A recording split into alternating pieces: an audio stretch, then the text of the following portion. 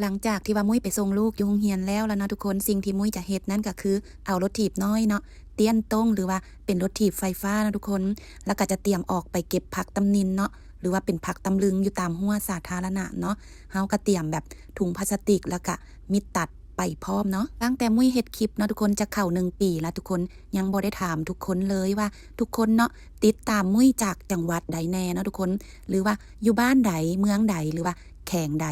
FC อยู่มาเลเซียกะหลายทุกคนบ่ว่าจะเป็นคนลาวหรือว่าคนไทยเนาะหรือว่าคนไทยใหญ่แล้วก็คนเวียดนามนะทุกคนก่อนอื่นมุ้ยกะขอขอบใจทุกคนเนาะสำหรับการติดตามและมุ้ยก็ขอขอบใจทุกคนเนาะที่ว่าเอ็นดูลูกสาวแม่มุ้ยเนาะว่าเราทั้งงามแล้วก็ทั้งเก่งเนาะมุ้ยต้องขอขอบใจทุกคนหลายๆเนาะที่ว่าเข้ามาติดตามมุ้ยแล้วก็ลูกเนาะบ่ทิ่มกันไปไสกะยังติดตามกันอยู่คือเก่าเนาะทุกคนขอขอบใจจากใจจริงเนาะขอให้ทุกคนจงมีสุขภาพที่แข็งแรงขอบใจที่ว่าอยู่เคียงข้างแล้วก็ให้กำลังใจมุ้ยแล้วก็กับลูกมาโดยตลอดเนาะขอบใจแบบบ่ฮู้สิขอบใจแนวใดนอกจากคำว่าขอบใจจากใจจริงถึงว่าคลิปของมุ้ยเนาะจะเฮ็ดออกมาบ่มีประโยชน์หยังทุกคนกะยังเสียสละเวลามาเบิ่งคลิปของมุ้ยแล้วก็ลูกเนาะขอบใจอีหลีแล้วก็ขอบใจแท้ๆเลยเด้อทุกคนอันนี้กะมุ้ยเว้าเป็นภาษาลาวเลยได้นี่นะมาบัดนี้นะทุกคนเข้าเรื่องกันทุกคนช่วงนี้นะอยู่เขตข่อยฝนตกเกือบทุกมื้อเลยทุกคนผักตำนินกะยอดอ่อนทุกคนมีแต่ยอดงามๆข่อยละหนูทางเก็บแบบว่า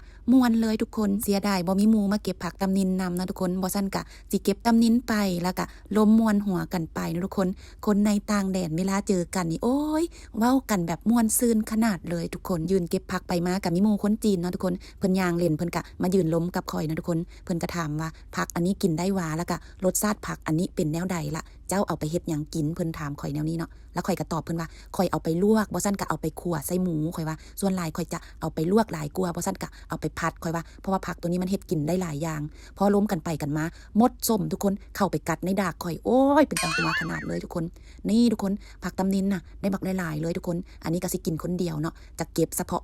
ที่ว่าข่อยกินเท่านั้นเนาะเพราะว่าแห้งเก็บแห้งแตกผักตำนินน่ะทุกคนเช้านี้มุ้ยก็ได้ผักหลายพอสมควรแล้วนะทุกคนก็จะขออนุญาตกลับบ้านก่อนนะทุกคน